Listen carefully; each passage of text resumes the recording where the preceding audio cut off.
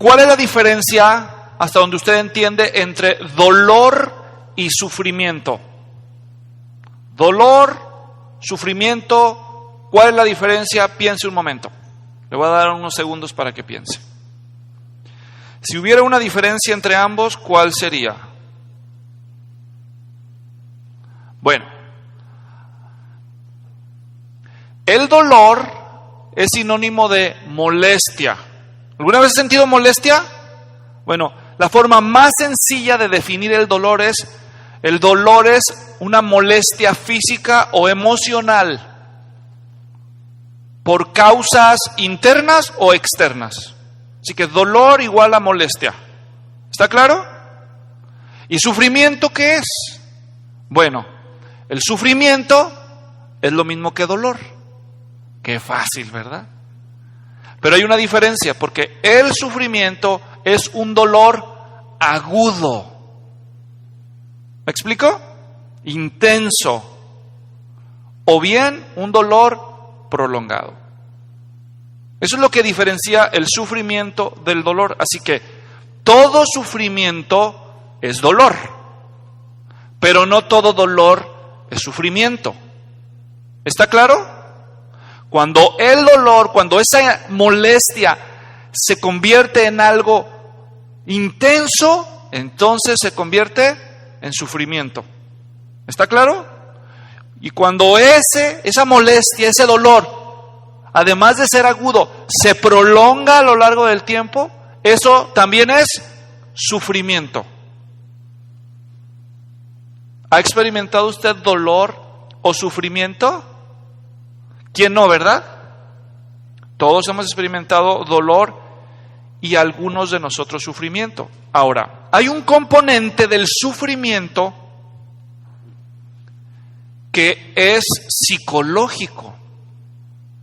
Cuando decimos psicológico, tiene que ver con la manera en que pensamos. ¿Me doy a entender? Ahora voy a explicar lo que estoy diciendo. El dolor es algo real. Es algo real, algo lo induce. Puede ser a nivel físico o a nivel emocional. El sufrimiento también es real. Pero puede ser que el sufrimiento tenga una porción de intensidad innecesaria. Si el dolor se diferencia del sufrimiento en que el sufrimiento es un dolor agudo y prolongado, la pregunta que debemos hacernos es: ¿qué es lo que hace que este dolor sea intenso y se prolongue? Hay veces que son factores que están fuera de nuestro control. ¿Me doy a entender? Pero hay veces que lo que hace que el dolor sea intenso o prolongado son factores que están bajo nuestro control. Y allí es cuando nosotros debemos preguntarnos: ¿hay algo que estoy yo haciendo que puedo cambiar para reducir el nivel del sufrimiento que experimento? Porque obviamente, por naturaleza, nadie quiere sufrir. O levanten la mano los que quieren sufrir, aquí les podemos ayudar. ¿Verdad que nadie queremos sufrir? Bueno, por ahí algún desorden psicológico de personas que experimentan placer con el sufrimiento, pero eso es un desorden, es un problema. De manera instintiva nosotros evitamos el sufrimiento y el dolor. Entonces, la pregunta que vamos a tratar de responder es: ¿cómo podemos evitar sufrir de más? Porque vamos a sufrir, ¿o no? En un mundo donde el pecado existe, donde existe la injusticia, donde existe la maldad, pues es cuestión, sufren los inocentes. Así que la pregunta no es si vas a sufrir o no. La pregunta es si vas a sufrir de más. De por sí vas a sufrir de vez en cuando. Bueno fuera que no sufriéramos de más, ¿cierto? Pues hoy vamos a tratar de descubrir un principio para aprender a lidiar con el dolor, para evitar que se convierta en sufrimiento innecesario. Y este factor tiene que ver con nuestra manera de pensar como creyentes. ¿Me estoy dando a entender? Lo voy a volver a decir. El mensaje de hoy es un tema relacionado con el dolor de los creyentes, el sufrimiento. ¿Y cómo podemos, al menos en lo que de nosotros dependa, evitar que el sufrimiento aumente si nosotros sabemos pensar de una manera adecuada como Dios nos enseña en su palabra, para lidiar con aquella dinámica del sufrimiento que no podemos a veces explicar? Cuando no hay respuestas claras, entonces, ¿qué vamos a hacer? Esta es parte de la serie de enseñanzas que empecé la semana pasada, que se llamó, o así la titulé, un nombre largo, ¿por qué hay sufrimiento y maldad en el mundo de un Dios bueno y todopoderoso? Empezamos con esa reflexión en la enseñanza de la semana pasada. Si Dios existe, y es tan bueno y tan poderoso, como dice la Biblia, ¿por qué hay maldad y sufrimiento en el mundo? ¿Y por qué los justos sufren? Si Dios es tan bueno y tan todopoderoso. Y la semana pasada encontramos una primera respuesta en la historia de Job. ¿Se acuerdan? Antepasada, tienen razón, porque la pasada yo estuve ausente aquí en la iglesia. Estuve predicando el aniversario de otra iglesia.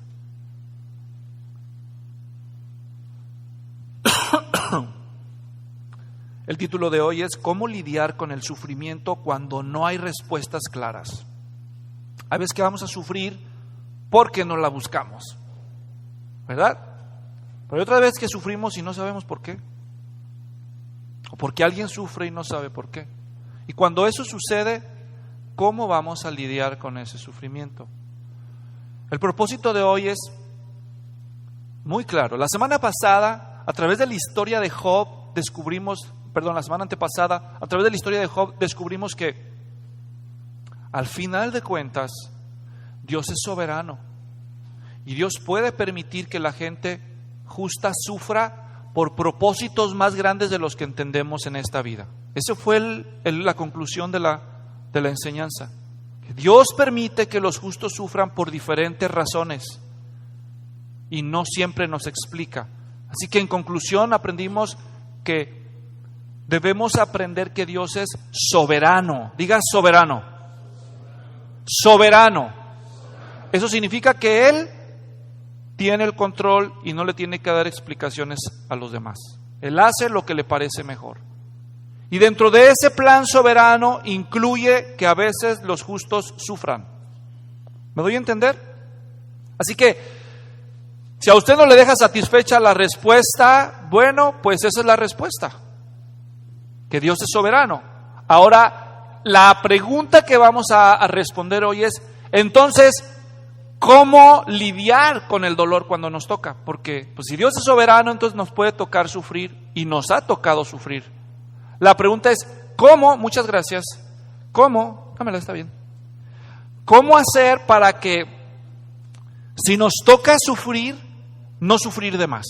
¿Está claro? Porque vamos a sufrir y sufrimos. Pero al menos no sufrir innecesariamente. Y una parte de ese sufrimiento depende de la manera en que nosotros pensemos. Y les voy a dar la conclusión de todo el tema, para que sepan desde el principio. La clave está en esto. Nosotros tenemos que educar a nuestro pensamiento y recordarle que Dios es bueno. Dios es bueno. Esa es la clave.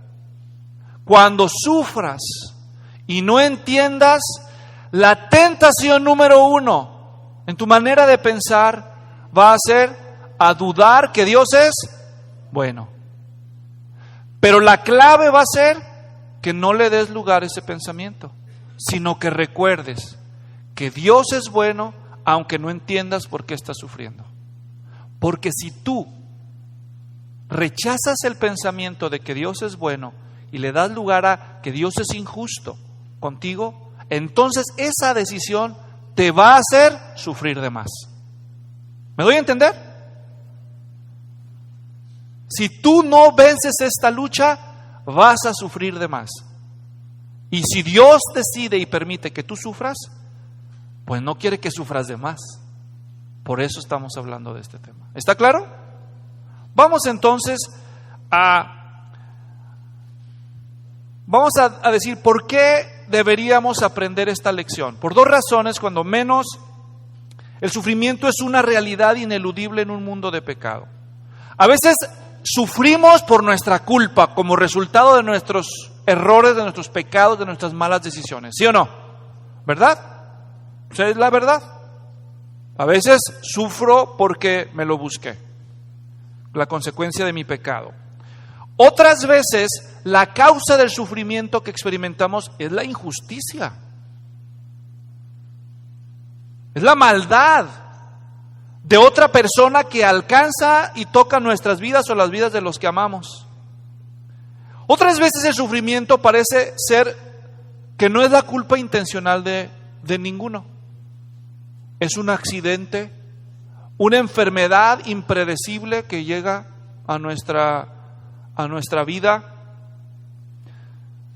No importa cuál sea la causa, no importa que sea tu culpa, la culpa de alguien más, o no se sabe quién tuvo la culpa, un virus, con corona o sin corona, ¿verdad? No importa cuál sea la causa, el sufrimiento duele, ¿no? Duele, y a veces mucho, y a veces por largo tiempo. Hay ocasiones que el sufrimiento es tan doloroso, es tan profundo, que nos marca de por vida. Nos deja tatuado un recuerdo imborrable. Nos deja lastimados. ¿Sabes que tenemos un accidente físico y nos deja perjudicados físicamente, ¿no? Pero a veces el dolor es interno y también nos deja perjudicados para siempre. Entonces, ¿por qué debemos hablar del sufrimiento? Porque es una realidad con la que todos lidiamos en este mundo quebrado. Segundo, debemos hablar del sufrimiento porque si es una realidad el sufrimiento, vale la pena entonces estar preparados para saber cómo manejarlo. Porque esto es el pan de cada día, sino en tu vida, en la vida de alguien que tiene contacto contigo. Y Dios tiene respuestas para eso. Entonces, así como en el tema anterior consideramos por qué sufren los justos a la luz del libro de Job, hoy vamos a aprender cómo lidiar con el sufrimiento cuando no hay respuestas claras. Y primeramente vamos a ver un ejemplo de una historia que el Señor Jesús contó, donde se nos presenta el cuadro de una persona que sufría mucho y al mismo tiempo otra persona que no sufría nada, y no se nos dice por qué. Como modo de introducción, vamos a recordar la parábola del rico y Lázaro en Lucas 16, por favor. Lucas 16. Ahí está el Señor Jesús caminando hacia Jerusalén. Son los últimos días de su vida. Él ya sabe que va a morir. Él ya sabe que va a morir.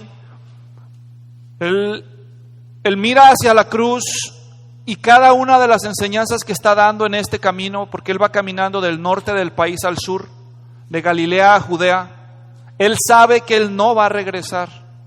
Él sabe que le depara la muerte. Así que cada parada en su jornada es una estación donde Él da una enseñanza muy poderosa. Y en esta el Señor combina dos temas bien tremendos: el dinero y el infierno. ¿Se imaginan? Dos temas así de mucho interés para mucha gente.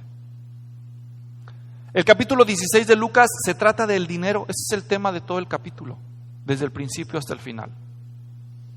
Y está enmarcado en unos versículos en el capítulo 16, donde los fariseos, versículo 14, podríamos decir que es el versículo clave, que provoca todo el capítulo 16. Escuchen lo que dice, es Lucas 16, 14. Los fariseos eran amantes del dinero, oían todas estas cosas y se burlaban de Él.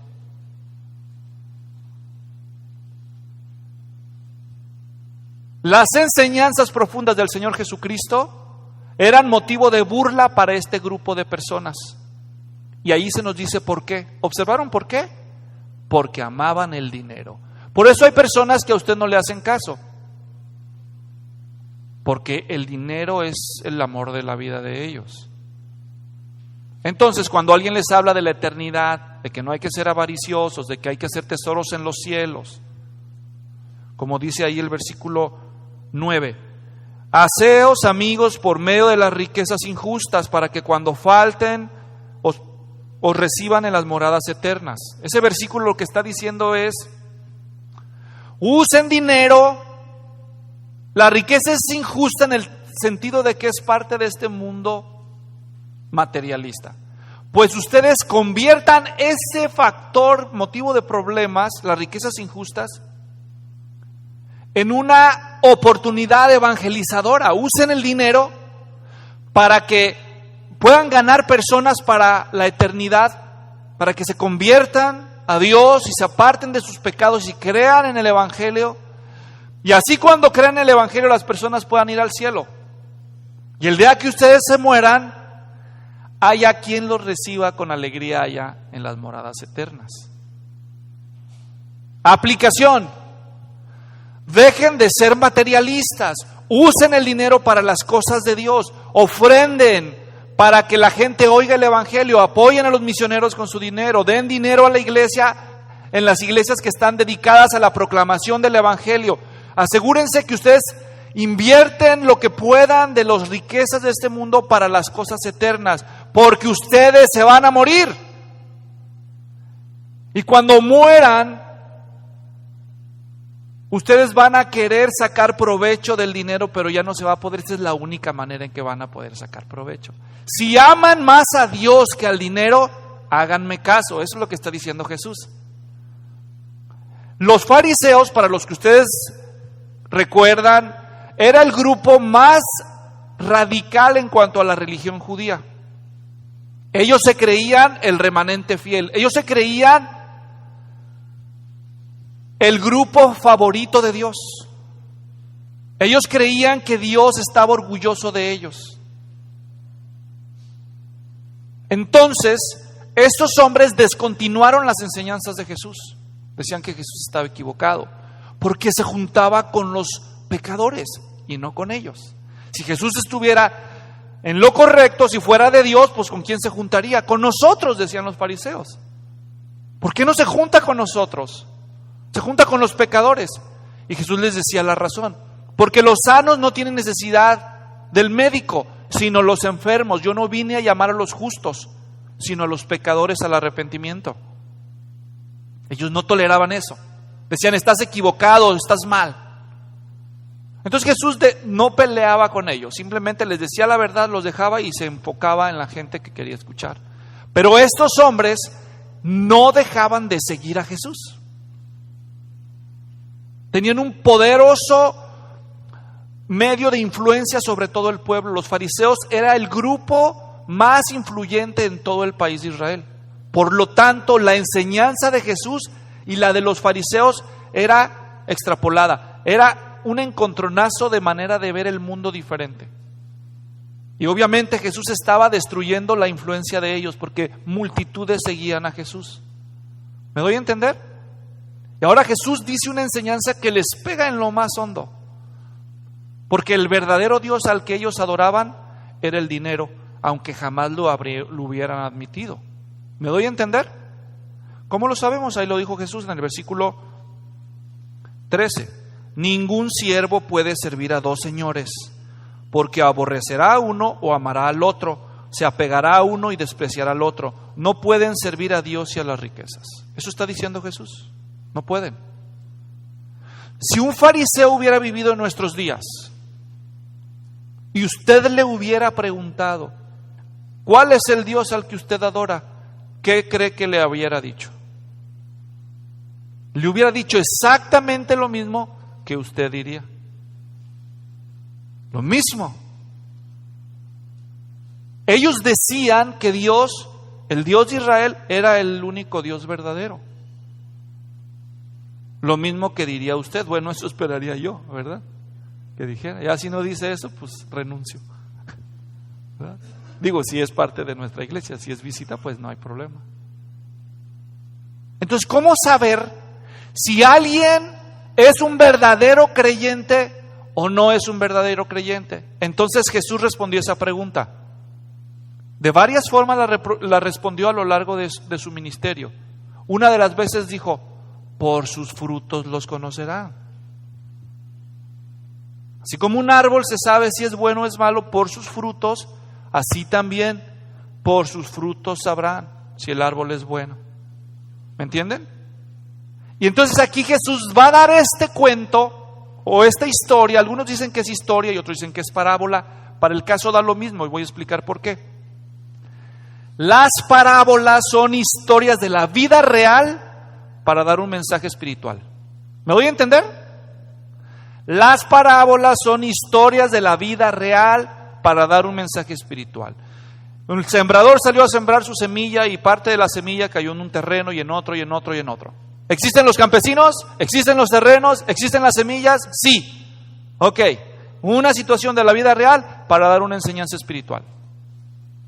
La parábola de las cizañas, de las doncellas vírgenes. Cada parábola está basada en una situación de la vida real. Por lo tanto, si esta historia que vamos a considerar brevemente y nada más parcialmente hoy, fuera una parábola, como dicen los testigos de Jehová, fuera una parábola, porque ellos niegan la existencia del infierno. Dicen, no, es que esa era una parábola. Pues solitos se ahorcan en el razonamiento porque por principio todas las parábolas están basadas en un hecho de la vida real para dar una enseñanza espiritual. Quiere decir que si fuera una parábola, y aunque lo sea, entonces está basada en un hecho real. ¿Y cuál es la realidad? Que el cielo y el infierno existen. Así que ese no es el punto de la parábola, si existe el cielo y el infierno o no. El punto de la parábola es este. Como usas tu dinero, es el fruto, ahí es donde tú puedes ver si alguien es creyente o no es creyente. ¿Me voy a entender? ¿Cómo respondes tú ante la vida? Y la contraparte de tener dinero en esta historia es tener sufrimiento. ¿Tener qué? Uno tiene dinero en abundancia y comodidades y riquezas y lujos y exceso, y el otro tiene sufrimiento en exceso. Por eso estoy escogiendo esta historia. ¿Me doy a entender? Vamos a leerla ya. Vamos sobre el texto. 19. Había cierto hombre rico que se vestía de púrpura y lino fino, celebrando cada día fiestas con esplendidez. Expliquemos rápidamente algunos factores. Este hombre era rico, vestía, no dice vistió, dice vestía. Imperfecto, para los que les gusta la gramática. ¿Ok? Como no les gusta, les explico. ¿Ok? Vistió una vez, vestía cada día. ¿Me doy a entender? Dice que este señor cada día vestía de púrpura. Púrpura era un color, pero era un tipo de tela que teñían con un color. Este color púrpura se conseguía así. El tinte, la tinta púrpura se conseguía así. Iban al océano, al mar, agua salada, buceaban a lo profundo, llegaban a los arrecifes, hay un molusco especial, una concha, la sacan con un cuchillo, regresan a la superficie, se van a un taller, muelen la concha, la exprimen al máximo, juntan mucha concha y con mucha concha exprimida y molida sacan unas 2 o 3 gotitas de esta tinta. ¿Cuánto trabajo crees que se necesitaba para teñir una capa completa? Púrpura. Ahora, no existía la tecnología de buceo que existe ahora, ¿me entienden? En aquellos años, teñir una prenda solamente con esta, solo hay registro histórico que hubo un grupo de personas que fueron capaces de costear tela como esta. ¿Saben quiénes fueron? Los reyes. Cuando el Señor Jesús es enviado en el proceso de su juicio de Poncio Pilato a Herodes, dice que Herodes se quitó su capa púrpura y se la puso a Jesús para ridiculizarlo y decirle, ahí está el rey de los judíos. Solo los reyes podían usar, porque solo ellos podrían pagar semejante fortuna para teñir una sola prenda de ese color. ¿Me doy a entender? Este señor no vestía de púrpura de vez en cuando, vestía de púrpura cada día. Este señor no era rico, era ricote. Dice que vestía de púrpura y también de lino fino. El lino es una planta que solamente se da en el río Nilo. O sea, allá en Egipto, no en Israel. También hay que ir lejos para traerla. El lino sale en el río Nilo, lo cortan, lo deshebran en hilos finísimos como seda y después hacen una tela que sale brillosa, satinada. Esa tela se ha descubierto el día de hoy, es la tela que se usó para embalsamar a los faraones. Era la tela más fina, mire, aguanta miles de años esa tela. Era la tela que se usaba para la ropa interior de los faraones egipcios y para las tiras para embalsamarlos. Este señor por dentro vestía diario en sus choninos, su ropa interior, lino fino. Y por fuera, púrpura. Por dentro, lo mejor, lo más caro. Que París ni que nada. Por fuera, lo mejor. Este señor sí que tenía clase, sabía cómo vestir. Cada día, no solamente dice vestía así, sino que dice que cada día celebraba fiestas con esplendidez. Lo que está diciendo es cada día banquete, cada día banquete. Claro, por algo se vestía de gala. Cada día banquete. La palabra banquete es un término teológico en el Evangelio de Lucas y es una figura para referirse al cielo. Hay parábolas que dicen que hay una parábola que dice que un hombre hizo un gran banquete y que mandó a traer a sus invitados y que el día del banquete de la boda de su hijo dijeron no puedo ir. Dice que él mandó a su siervo decir sal por las calles y trae a la gente al banquete. El banquete es la figura en la Biblia, una de las figuras del cielo. ¿Qué significa banquete? Es como el cielo. ¿Ok? Este señor tenía banquete diario, pero no ocupaba el cielo. ¿Dónde tenía el banquete? En la tierra. Cada día. Dice que él celebraba cada día fiestas y la idea es que él comía de todo. ¿Qué se come en los banquetes? De todo, de lo mejor, ¿verdad? No creo que hayan servido la comida en platos desechables. ¿O usted sí? Manteles de papel. No, seguramente eran, ¿verdad? Yo les decía que cuando aquí en Tracy había el Hometown Buffet, pues yo iba al buffet con cupones, ¿verdad? Cuando llegaban los cupones. Ahí el día de mi cumpleaños pues vamos. Ese señor no ocupaba cupones. Cada día, banquete con esplendidez. Esa es vida, ¿no? Luego dice en el versículo siguiente que un pobre llamado Lázaro yacía a su puerta cubierto de llagas. La palabra pobre no significa pobre. Pues sí es pobre o no es pobre. No es pobre, voy a explicar. Lo que está diciendo el texto original es súper pobre. Súper pobre. Otras versiones, Reina Valera traduce que había un mendigo. La palabra mendigo da la idea de que es una persona que se dedica a pedir ayuda, a pedir dinero. ¿Me doy a entender? Pero eso definitivamente no es lo que el texto está diciendo. Lo que está diciendo es que este segundo personaje no está diciendo que pedía dinero. Lo que está diciendo es que no tenía nada. Voy a explicar la diferencia. Hay personas que piden dinero no porque sean pobres, sino porque no les gusta trabajar. ¿Me estoy dando a entender? No todos, pero hay algunos que sí. Aquí mismo, en el área de la Bahía, ha habido varios casos. Si no me equivoco, recuerdo uno de ellos. Yo ya vivía aquí en Estados Unidos. El hombre fue indigente, pedía ayuda a la gente y le daban. Y el día que murió lo encontraron. Y cuando recogieron sus cosas, encontraron entre sus pertenencias un tubo de papel. Lo destaparon y adentro había una pintura de un famoso artista. La pintura costaba varios millones de dólares. El hombre sabía de arte, tenía un tesoro, pero él prefería pedir dinero. Y hay muchas historias como esas.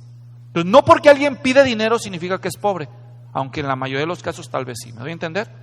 El texto no está diciendo que este hombre pedía dinero. Lo que está diciendo la palabra griega que se usó ahí es que no tenía absolutamente nada. Era un completamente pobre. Es decir, este tipo de pobres había dos tipos de pobres en Israel. Los pobres que a veces se les llama jornaleros. Estos eran tan pobres que dependían de su salario diario para que su familia pudiera comer. Por eso la ley dictaba que se les pagara diariamente al final del día, porque si no se les pagaba, no tenían nada para el día siguiente subsistir ellos y su familia. Eran muy pobres. Pero al menos ellos, los jornaleros, podían trabajar. ¿Me doy a entender? Hay otro tipo de pobres que son estos, los tojos, así se dice en griego. Los tojos son los que no tienen nada, ni siquiera salud. Lo único que tienen es ropa que traen encima y seguramente desarrapada. Ese es el personaje que se nos presenta aquí. No es uno que tiene una moneda por ahí que consigue, es uno que no tiene nada, no tiene más que su vida y la ropa que trae encima. Además de ser un pobre, se llamaba Lázaro, yacía a su puerta. Aquí dice yacía la Biblia de las Américas, pero el texto original está en voz pasiva y dice fue arrojado, fue aventado. ¿Cómo? ¿Sí? Fue aventado. No es que él decía, aquí me voy a acostar. Yacía. Yacer significa acostarse y está en voz activa este verbo en la versión en español. Pero el texto original no dice que él se acostaba. Dice que él fue, literalmente el verbo es que él fue aventado. Así dice el texto griego. ¿Quién lo tiró? Pues ¿quién va a ser? Pues su familia lo tiró. ¿Y dónde lo tiraron? ¿Y por qué lo tiraron? No dice el texto, pero se implica. Si eran tan pobres, pues no lo podían cuidar. Así que ellos dijeron, ya no lo podemos atender. Entonces seguramente se les ocurrió esa maravillosa idea. Allá está el señor súper rico. Come cada día algo que le tire, algo que le dé de las obras, le puede servir a él. Ya sé, vamos a tirarlo ahí en la entrada de la propiedad del rico. Por eso dice el texto en el 20 que yacía a su puerta. Y la palabra puerta ahí no es puerta, puertita, es portal. Esa es la palabra. No crean que el rico vivía, su puerta de entrada estaba a la orilla de la banqueta. Cuando viví en Dominicana, aquí tenemos unos dominicanos. Hay unas colonias en Dominicana que me sorprendieron porque nunca las había visto, que casi no tienen banqueta. Que construyeron las casas hasta el borde de la banqueta, entonces no hay a veces ciertas calles por donde caminar. Las casas están limitadas y la puerta literalmente da a la calle, la puerta de muchas casas. Y eso se repite en todos los países, mayormente latinos, ¿no? Aquí en Estados Unidos hay casas que están rodeadas por algo de propiedad de jardín. Pero en todos los lugares, en todos los países donde hay propiedades de ricos, están rodeadas la casa y luego está rodeada por mucha propiedad y luego hay otra barda o una cerca. Esa es la idea que se nos da aquí. Es un hombre, un hacendado, tiene su casa, tiene mucha propiedad alrededor y luego allá tiene un portal de entrada y afuera de ese portal allá tiraron al señor Lázaro, archipobre. Allá lo pusieron. ¿Por qué lo tiraron ahí? Seguramente pensaban a alguien, de todos los amigos que llegan a los banquetes de don Rico, alguien le dará. Dice el texto, ansiando saciarse, versículo 21, de las migajas que caían de la mesa del rico, además hasta los perros venían y le lamían las llagas. ¿Se da cuenta que la Biblia aquí en esta historia, el Señor Jesús no dijo que el rico fuera rico por ser malo? No dice eso, ¿verdad? No dice que era rico por ser secuestrador y les cobraba el rescate muy caro a las víctimas. No dice que fuera rico porque le robaba a los banqueros y hacía negocios sucios. No dice nada, no se critica al rico por ser rico. Solo se dice que es rico. Y tampoco se nos dice por qué el pobre es pobre. Acuérdense que en la teología judía, la teología de la retribución, yo expliqué algo de eso en la enseñanza de Job, era a los buenos les va bien y a los malos mal. Así que si hay alguien que le ha ido muy bien, quiere decir que ha de ser muy bueno. Y si hay alguien que le ha ido muy mal, ¿Quién sabe qué habrá hecho? ¿Quién sabe qué hizo? Y miren, esa teología todavía prevalece. Aún en nuestros días, cuando pasamos y vemos a alguien en la calle, uno piensa y dice, algo hizo, ¿verdad? Muchas veces así somos nosotros. Algo hizo. Mira, es ciudadano. ¿Cuánto nos costó a nosotros? Y salimos adelante y mira, ay, dale $1. Entonces uno tiende a eso, ¿me explico? A juzgar.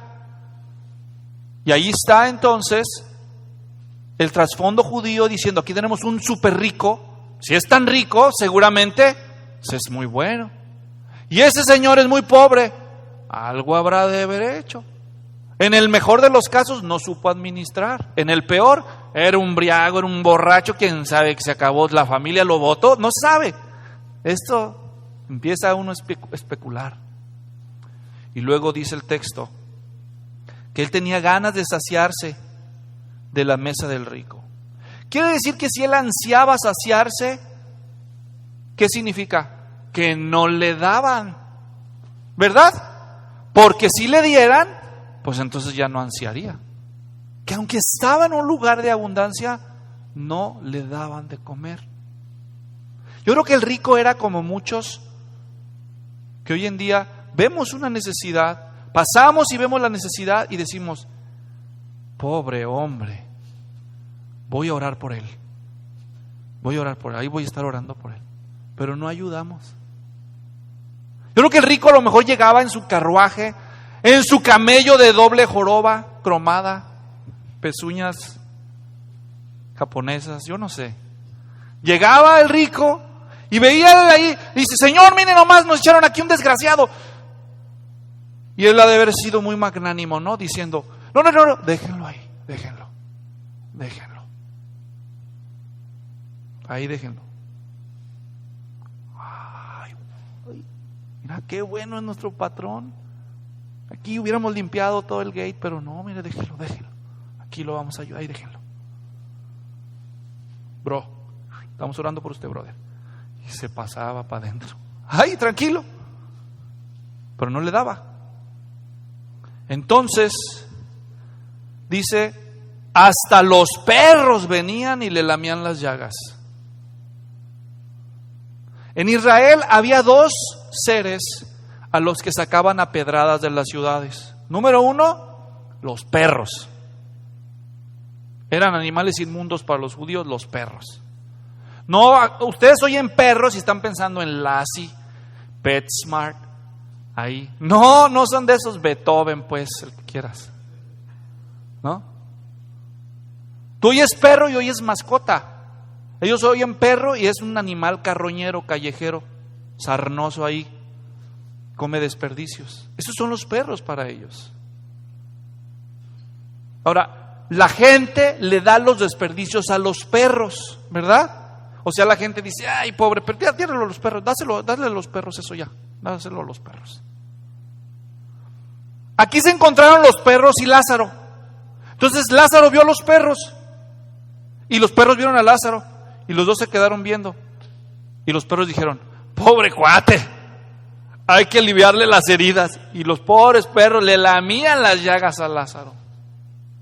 Los otros seres a los que la gente echaba de las ciudades a pedradas eran los leprosos. La ley estipulaba que un leproso, si se acercaba a la ciudad, debía gritar, leproso, leproso, y no debía de meterse, debía vivir afuera de la ciudad, y si se atrevía a acercarse, la gente le podía tirar piedras. Entonces había dos criaturas inmundas a las que se sacaba pedradas de los pueblos de Israel, los perros y los leprosos. En este hombre se juntaron las dos cosas. Dice la Biblia, ¿observaron eso? Que él estaba cubierto de llagas, versículo 20. Cualquier persona en Israel hubiera oído inmediatamente, ¿qué tiene tu padrino? No, le salió una enfermedad, se llenó de llagas. ¿En qué pensaban? ¿Verdad? Corona lepra. muy contagioso. ¿No te han dicho? Sí. No. Entonces, obvio, cualquiera que está oyendo a Jesús contar esta historia supone, ¿cuál es la enfermedad del hombre? Lepra. Y a los leprosos para afuera, y a los perros también. Hay un refrán muy feo allá de donde yo vengo. Dicen que al perro más flaco se le cargan las pulgas. ¿Y eso qué significa, pastor? Que a veces hay personas a las que parece que los males los persiguen. Y este señor Lázaro es uno de ellos. Súper pobre. Enfermo de la peor enfermedad. Si no fuera suficiente para ser considerado inmundo, los perros vienen a chuparle las llagas. Son tan higiénicos los perros, ¿verdad? Lo tiró su familia. Y no le dan ni siquiera las migajas de comer. Digo, ¿hay algo peor que le pueda pasar? Y por si no lo notaron, ¿cómo se llamaba? Lázaro. Eso es un mal chiste. Seguramente cuando Jesús dijo eso, hubo algunos que se rieron. Nosotros no entendemos porque no sabemos hebreo, pero Lázaro significa Dios me ayuda. ¿Se imaginan? ¿Y usted cómo se llama? Yo me llamo Dios me ayuda. ¿Dios lo ayuda? Esa es la idea. ¿Dios lo ayuda? No, en serio, ¿cómo se llama? Sí, me llamo Dios me ayuda. No, ni el diablo te quiere, cuate, ya. Mira nomás. No, ¿cómo crees? Sí, Dios me ayuda. ¿Este es un chiste malo? ¿Qué historia es esta, Jesús? Y ya la historia progresa. Después de presentarnos a dos personajes completamente opuestos, versículo 22, sucedió que murió el pobre, fue llevado por los ángeles al seno de Abraham, y murió también el rico y fue sepultado. ¿Quién murió primero según el relato? ¿Quién? El pobre, ¿verdad? ¿Y cuál es la idea? Primero muere el pobre y el otro todavía la gozó otro ratito, ¿verdad? Todavía disfrutó otro rato. Pero así como hubo un contraste tan poderoso entre las vidas de estos dos, pues el contraste más fuerte ahora en la muerte. En la vida, totalmente diferentes. Uno, abundancia en extremo, y el otro, sufrimiento en extremo. Sufrimiento físico, sufrimiento material, sufrimiento emocional, sufrimiento social. Y mueren y las cosas se invierten. Muere el primero, el pobre, dice el texto, y fue llevado. No dice que él fue. Ya me morí, ¿a dónde me iré? Para allá hasta el cielo, para allá hasta el infierno. Bueno, los fariseos me dijeron que cuando yo me muriera, el padre Abraham iba a estar en la puerta del infierno advirtiéndonos a nosotros los judíos para no irnos para allá. Solo por ser judíos ya teníamos el cielo asegurado, según me enseñaron los fariseos. Pero resulta que no, que el Señor se muere y no le preguntan a dónde quiere ir. Dice que va, vienen los ángeles de Dios y dice, fue llevado. ¿Observaron el texto? No dice que él fue, dice que fue llevado. ¿Qué significa eso? Que otro decidió por él. ¿Captan eso? No le preguntaron, ¿a dónde quiere ir usted, señor Talavera? Ya no se le pregunta a la gente cuando se muere. Eso ya estaba determinado. No se nos dice por qué, solo dice que vinieron ángeles del cielo y le dijeron, Lázaro, bienvenido a casa. ¿Quiénes son ustedes? Acompáñenos, por favor. Somos mensajeros del Señor, somos ángeles. ¿A dónde me llevan? Ya vas a ver. Y dice que lo llevan al seno de Abraham. Ese es un tecnicismo judío. El seno se refiere al pecho, ¿ok? Es la figura de un banquete, pero no se alcanza a ver claro, explico. En los banquetes judíos ponían mesas llenas de comidas, la gente se sentaba alrededor. ¿Está claro? El anfitrión es el hombre más importante. Así que él se sienta y la persona más importante después del anfitrión se sienta a su lado derecho. ¿Está claro? Se sienta a su lado derecho. Ellos comían sobre el suelo, apoyaban su codo izquierdo sobre la tierra, hacían los pies para atrás y liberaban la mano derecha para tomar los alimentos y comer. Comían reclinados. De modo que el que se quedaba al lado derecho del anfitrión, por esta posición que estoy describiendo, si se recargaba, podía recargarse para este lado y le quedaba en el pecho. Por lo tanto, decir que alguien estaba sentado al seno de otro quería decir que esa persona gozaba del más alto privilegio en la fiesta. Era el que tenía acceso a la confianza de esta otra persona anfitriona. Cuando el Señor Jesús celebró la cena última, Juan el apóstol estaba sentado en ese lugar, dice el Evangelio. El Lázaro ser llevado al seno de Abraham significa que Lázaro fue llevado al banquete celestial. Abraham es el padre de los judíos. Por cierto, ¿Abraham fue rico o pobre? Riquísimo. Entonces aquí ya se nos da la primera pista. Ser rico no es pecado y no es impedimento para ir al cielo, porque Abraham pues llegó al cielo, ¿verdad? Y ahora Lázaro está junto a Abraham en el cielo, en el paraíso. Pero el otro, dice en el versículo 22, murió también y fue sepultado en el Hades. Alzó sus ojos estando en tormentos y vio a Abraham a lo lejos y a Lázaro en su seno. Y gritando dijo: Padre Abraham, ten misericordia de mí. ¡Qué espanto! No le preguntaron al rico: ¿a dónde quieres ir? Si le hubieran preguntado a la gente, ya se murieron los dos, ¿a dónde creen que se fue el rico? No, pues al cielo, pues es bien bueno, mire. ¿Y Lázaro?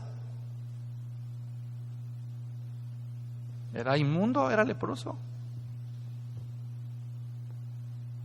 Y ahora se invierten los papeles. El rico está en un lugar de tormento. El rico conserva sus sentidos, pero ahora potenciados. Porque ellos están muy lejos en distancia, pero puede ver, puede oír, puede hablar y puede recordar. Porque el texto dice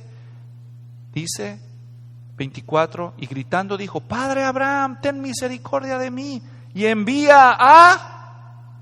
¡Ay, espérame tantito! ¡Ese es el Padre Abraham! ¡Ay, me quema! ¡Ay! ¡Padre Abraham! ¡Padre Abraham! Aguántame.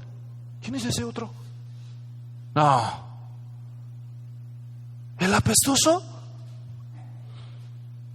¿Lázaro? Ya no está tan flaco. Padre Abraham, ten misericordia de mí. Manda a Lázaro que me traiga. Pausa. Todavía tenía memoria. Recordaba los personajes bíblicos que había aprendido en la escuela dominical, sabática, porque iba a la sinagoga, ¿verdad? Se acordaba de la historia bíblica y se acordaba de Lázaro. No más que aquí hay algo mal en esa historia. Él se fue al infierno. ¿Dónde quedó la enseñanza de los fariseos? No que Abraham estaba ahí en la puerta del Hades para decirle: ¿eres judío? Para allá, mijo. Ah, tú eres gentil, pásale. O sea, ya no le avisaron. Esta fue una historia sorprendente cuando Jesús la dijo. Rompió la tradición rabínica. Aquí hay un judío bueno, porque era bendecido por Dios, que se fue al infierno. Entonces ya les cuatrapió la teología con la historia del Señor Jesús a ellos. Y la historia es muy profunda. No, aquí vamos a tener que interrumpir la explicación. Yo tengo otra enseñanza completita de toda la parábola, la pueden ustedes escuchar por internet. Pero esta parte de la historia nos sirve para concluir algunas cosas importantes. Número 1, hay personas que sufren y sufren mucho en la vida y no sabemos exactamente por qué. Lázaro es un ejemplo de eso. ¿Está claro? No se dice por qué, simplemente sufre. Y no sufre poco, sufre mucho. Y hay otros que no sufren, que parece que no sufren nada. Al contrario, todo les sale bien, como en la leyenda del rey Midas. Cosa que tocan se convierte en oro. Todo les sale bien. Están feos, se casan con la Miss Universo. Negocio malo y les va bien. Nunca compran boleto, le regalan uno y se saca la lotería. Bueno, ¿qué le pasa? ¿Verdad? Y allá está el otro y él dice, yo todavía espero que Dios me ayude. Yo todavía espero que Dios me ayude. Y esto le dicen, ya aterriza tu realidad, cuate. Júntate conmigo. Hay más esperanza que te juntes conmigo a que sigas con tus cosas de Dios me va a ayudar. No estás viendo de mal en peor.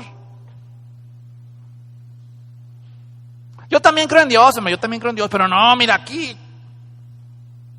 Esas son las dos realidades, usándolas de forma extrema. Sufren y no sabemos por qué, y mucho.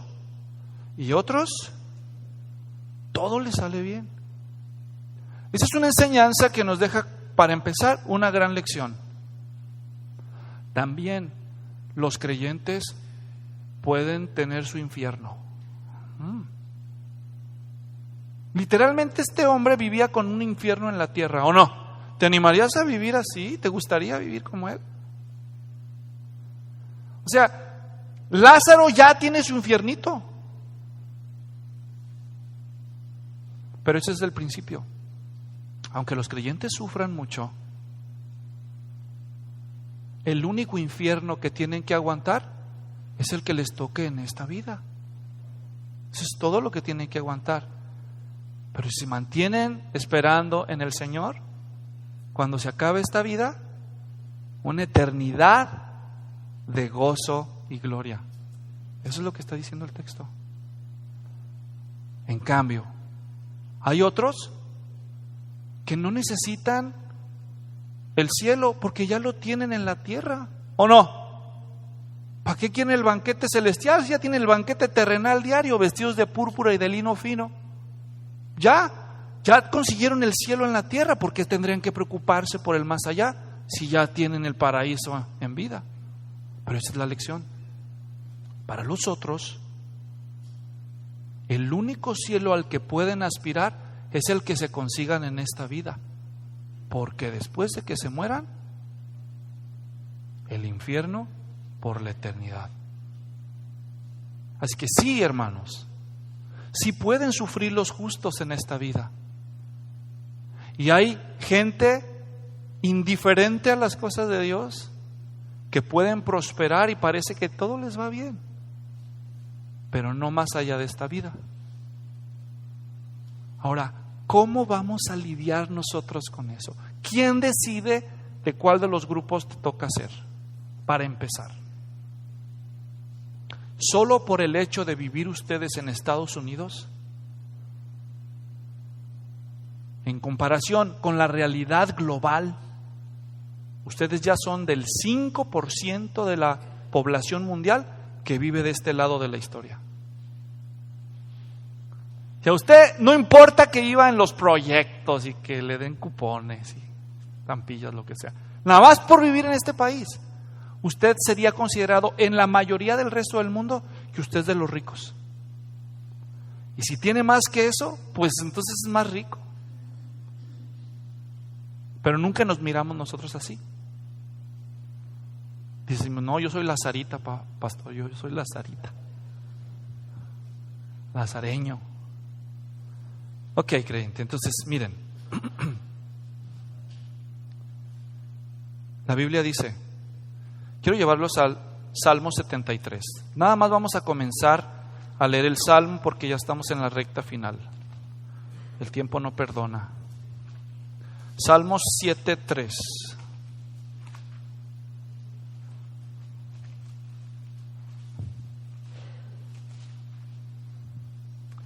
Este es Asaf, dice en el Salmo 73. Ciertamente Dios es, ¿lo tiene ahí conmigo? Ciertamente Dios es bueno. para con Israel. Ciertamente Dios es. No los escuché. Ciertamente Dios es. Pero dígalo como si lo creyera. Ciertamente Dios es. Eso dijo él. Pero siga leyendo. Ciertamente Dios es bueno para con Israel, para con los de puro corazón.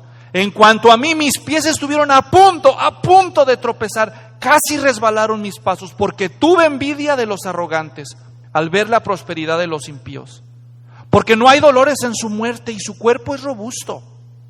No sufren penalidades como los mortales, ni son azotados como los demás hombres. Por tanto, el orgullo es su collar. El manto de la violencia los cubre. Los ojos se les soltan de gordura. Se desborda su corazón con sus antojos. Se mofan y con maldad hablan de opresión. Hablan desde su encumbrada posición. Contra el cielo han puesto su boca y su lengua se pasea por la tierra. Por eso el pueblo de Dios vuelve a este lugar y beben las aguas de la abundancia y dicen: ¿cómo lo sabe Dios? ¿Y hay conocimiento en el Altísimo? He aquí, estos son los impíos y siempre desahogados han aumentado sus riquezas. Ciertamente en vano he guardado puro mi corazón y lavado mis manos en inocencia, pues he sido azotado todo el día y castigado cada mañana. ¿Alguna vez te sentiste como Asaf? Le echo ganas y no salgo de la pobreza, Señor. Cuido mi dieta, hago ejercicio y no bajo de peso y sigo diabético. ¿Qué pasa, Señor? Y mira que él se le saltan los ojos de gordura y está bien sanote, bien chapudo y no. Pero no le importa nada de las cosas del Señor. En vano he conservado mi corazón limpio. En vano voy a la iglesia los domingos. Me hubiera quedado a ver el Super Bowl. Ahí está Asaf con esta tortura psicológica. Luego dice 15: si yo hubiera dicho, así hablaré, he aquí, habría traicionado a la generación de tus hijos. Cuando pensaba, tratando de entender esto, fue difícil para mí, dice Asaf, hasta que entré en el santuario de Dios. Entonces comprendí que el fin de ellos. Asaf está atormentado por esto, porque él se esfuerza por ser un creyente obediente y no le salen bien las cosas. En cambio hay otros que ni les importa nada a Dios, y todo les sale bien. Y él está diciendo, en vano me esfuerzo yo. Dice, hasta que, entrando en el santuario, él fue al templo del Señor a adorar a Dios. A pesar de que no entendía, no perdió su fe y fue a adorar a Dios. Y cuando fue a adorar a Dios, allí la palabra del Señor puso las cosas en perspectiva y sus dudas se aclararon. Dijo, yo me acuerdo. Entonces ya dice, cuando entró, versículo 17, hasta que entré en el santuario de Dios, entonces comprendí el fin de ellos. Ciertamente tú los pones en lugares resbaladizos y los arrojas a la destrucción. ¿Cómo son destruidos en un momento? Son totalmente consumidos por terrores repentinos. Como un sueño del que despierta, oh Señor, cuando te levantes despreciará su apariencia. Cuando mi corazón se llenó de amargura, en mi interior sentía punzadas, entonces era yo torpe y sin entendimiento. Era como una bestia delante de ti. Sin embargo, yo siempre estoy contigo. Tú me has tomado de la mano derecha. Con tu consejo me guiarás. Y después me recibirás en gloria. ¿Ven lo que dice él? Aunque yo sufra mucho en esta vida, tú estás conmigo. Y cuando yo muera, yo voy a estar contigo. Pero ellos no. 25. ¿A quién tengo yo en los cielos sino a ti? ¿En quién esperaba Asaf? Como Lázaro, ¿verdad? Dios me ayudará. Dios me ayudará. Y fuera de ti, nada deseo en la tierra. No tengo envidia de los ricos, ni de los manjares de sus mesas. Mi carne y mi corazón pueden desfallecer. ¿Puede desfallecer su carne, hermano? ¿Puede desfallecer su carne? ¿Su corazón se puede desanimar de vez en cuando? Bienvenido al club de Asaf. Mi carne y mi corazón pueden desfallecer, pero Dios es la fortaleza de mi corazón y mi porción para siempre. Porque he aquí los que están lejos de ti perecerán. Tú has destruido a todos los que te son infieles. Mas para mí, estar cerca de Dios es mi bien. Es mi bien. En Dios el Señor he puesto mi refugio para contar todas tus obras. Fíjense cómo empieza y cómo acaba el Salmo. Él empezó diciendo, la primera línea, ciertamente Dios es bueno. Y termina diciendo, mas para mí estar cerca de Dios es mi bien. Cuando tú estés en el sufrimiento, vas a ser tentado a sentir y pensar que Dios es injusto, que Dios premia la maldad y castiga la obediencia. Pero cuando eso llegue, esta es la enseñanza de nuestro Dios. Recuerda cómo soy yo. Dios no solamente es soberano, ¿sabes qué? Dios también es bueno. Dios es bueno. Dios es bueno. Dios es bueno. Él sabe lo que hace. Tú sigue confiando. Dios es bueno. Ni siquiera está difícil para el creyente recordar que Dios es bueno. ¿Saben por qué? Porque Dios ya ha demostrado en nuestro pasado de incontable número de formas que Él es bueno. No solo la Biblia dice que Dios ha sido bueno en el pasado para con todos nosotros. Cuando Dios hizo el universo, después de cada día, dice que vio Dios todo lo que había hecho era bueno, bueno, bueno. Todo lo que Él hacía era bueno. ¿Qué significa ser bueno? Ser aceptable, ser beneficioso. Así es Dios en todo lo que hace. No solo Dios fue bueno en el pasado, perdonando los pecados de su pueblo. Dios fue bueno en el pasado, enviando a su Hijo Jesucristo a morir en nuestro lugar. Si no, será Dios bueno. Dios ha demostrado en el pasado ser bueno con nosotros. Y Dios sigue demostrando en el presente que Dios es bueno con nosotros. La Biblia dice en Mateo y en Lucas que Dios hace salir el sol sobre justos e injustos. ¿No es bueno Dios? La Biblia dice en Hechos 17 que Él es el que nos da aliento, la vida y todas las cosas. En el libro de los Hechos capítulo 14 dice la Biblia que Dios nos dio la lluvia y las estaciones para alegrarnos en las cosechas, porque Él es bueno. ¿No es bueno Dios? Dios ha sido bueno en el pasado, Dios sigue siendo bueno en el presente y Dios va a ser bueno en el futuro. Entonces, en lugar de cuestionar por qué, debemos decir, no entiendo, pero hay una cosa que yo sé. No solo por todo lo que veo en la Biblia, que Dios ha sido, es y será siempre bueno, sino en mi propia realidad. ¿Te acuerdas? ¿Te acuerdas de las veces donde Dios mostró su misericordia y su amor y su bondad para contigo? El día que estuviste en la angustia y le clamaste y te escuchó. ¿Te acuerdas el día que estabas en desesperación y oyó tu clamor y te socorrió? Y todavía el día de hoy el Señor sigue mostrándote a ti su misericordia. Así que no porque la Biblia lo dice nada más, sino porque tú has gustado la benignidad del Señor. Dios ha sido bueno, es bueno y será siempre bueno. Por lo tanto, aunque no entienda el creyente y cuando no entienda por qué sufre, se examina si es por culpa de su pecado, se arrepiente y se vuelve al Señor. Pero si no puede encontrar la causa de su sufrimiento, entonces él simplemente confía y dice: yo no entiendo, Dios, pero hay una cosa que yo sé. Ciertamente Dios es bueno para con su pueblo y para conmigo. Y con eso el creyente al menos no va a sufrir de más la tortura psicológica de suponer que tanto que se ha esforzado por hacer el bien y Dios me ignora. Porque no es cierto. Porque ciertamente Dios es bueno. Asaf escribió su testimonio en ese salmo. Tú puedes escribir el tuyo para recordarte en el día de la necesidad que Dios es bueno con su pueblo. Padre, damos gracias porque tú no nos has desamparado, no nos has olvidado. Nos sirve la doctrina cristiana y bíblica para enfrentar la vida. que nos enseña que nuestro Dios es soberano y también que nuestro Dios es bueno. Aunque no entendamos por qué a algunos les toca sufrir de más y a otros les toca gozar de más.